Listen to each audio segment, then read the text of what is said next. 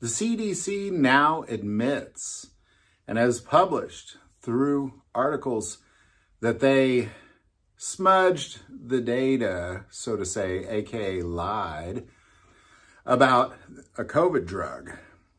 Now, when COVID hit, I think all of us really look back on this and think that was nonsense, a lot of nonsense, a lot of nonsense. A lot of things that we went through and we experienced and we were told, what was the truth? Who knew? This person's lying. No, it's actually that person's lying. This person's a liar, but he works for the truth teller. I mean, goodness gracious, it was a mess.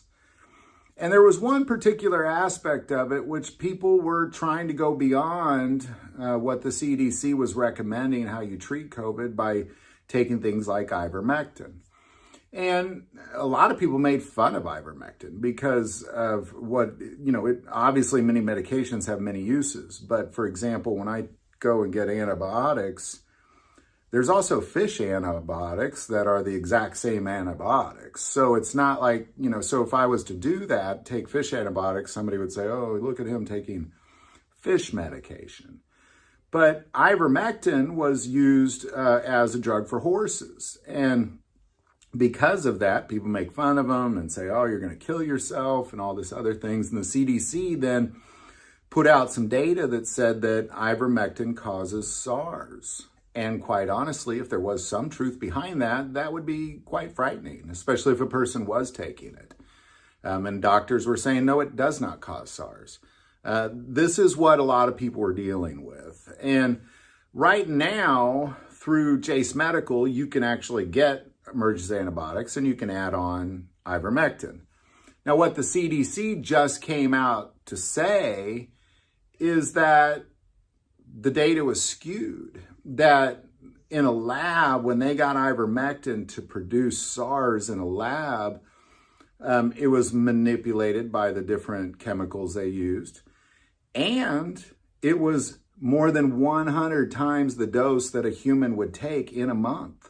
So if you were taking ivermectin to combat something and you kind of took a 30-day series of this stuff, it would not cause SARS. It would definitely not. You'd have to take 100 times that amount. So hopefully every time you took one pill, you'd have to take 100 pills. And after about 30 days of taking 100 pills a day, you might get SARS.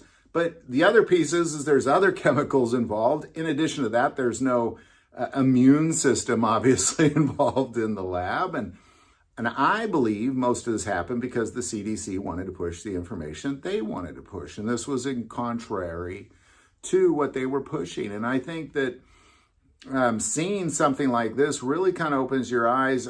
Now, when I say your eyes were open, your eyes were already open. Much of us knew that the CDC had they had an agenda, and this was contrary to that agenda. And now, we all knew that, but at least they're admitting it. At least now they're actually saying, yes, this data was skewed, that we actually reported something differently than what it actually, how it played out in the laboratory. At least they're admitting it, and that's a big first step. But, for at least the last 6 months, I've been talking about ivermectin that you can get through Chase. You can get your emergency antibiotics. Add on ivermectin to that. You can get it from a doctor, from a U.S. pharmacy that's prescribed to you specifically. So it's not like you're getting something that's made for a horse. You're literally getting the dose that is designed specifically for you from a U.S. doctor and a U.S. pharmacy. That link's below. You definitely need to have that stuff on hand. In addition to that, they have their chronic meds. Right now, I'm dealing with a heart condition, and there's 2 medications I can't get. And I am going to order one of those through Chase because I'm tired of waiting for it. Like, just to go through, and what's going on is my doctor has to communicate with the insurance company to make sure that it gets approved. And then if it does or does not get approved, eventually I get my medication, and who knows how much it'll be. Whereas then I could just get online and go to Jace and have them ship it to me, and I'm done with it like that, which I believe is the path I'm going to go. I was trusting in the system, and now I'm not, because a heart condition is a heart condition. But beyond that, chronic meds. I have right now, there were 3 medications I was taking before my heart condition. Now there's 9.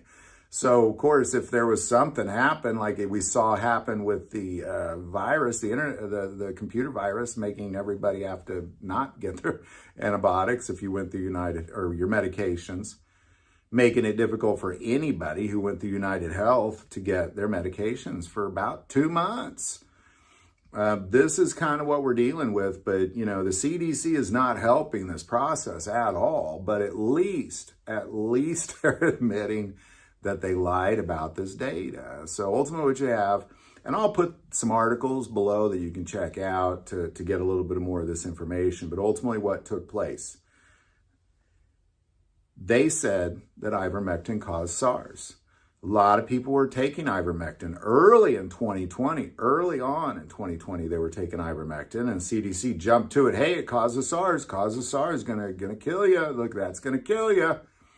But what they did was they manipulated the cultures, and they gave it 100 times the amount of dosage that a man would take in 30 days. 100 times in 30 days. So if you took 100 of those pills every single day for 30 days, you might get SARS. Nor did they include the immune system into that. And now they're saying that they did this with the data, and they reported it in a way that it should not have been reported. So pretty darn interesting. I wish I could kind of peek behind the curtain and be like, well, why? Obviously they had an agenda, but what's the end game of that agenda? I wish I could know more. I don't know. If you know any more, put it in the comments below, not to throw a bunch of theories out there, because I've never reported on this until they finally admitted it. And now that they've admitted it, I'm willing to report on it. So I'm not just throwing, theories out there. This is the real deal. So any thoughts or insight, definitely put that below. I do want to take a moment and say most people watch this channel, they're not subscribers. Click that subscribe button. It greatly increases the algorithm and our ability to get these messages out. That link is below. But the most important part of this channel, we take prayer requests. Never hesitate to send that in. Thank you for watching this episode of God, Family, and Guns. And as always, love God, love your family, and love guns.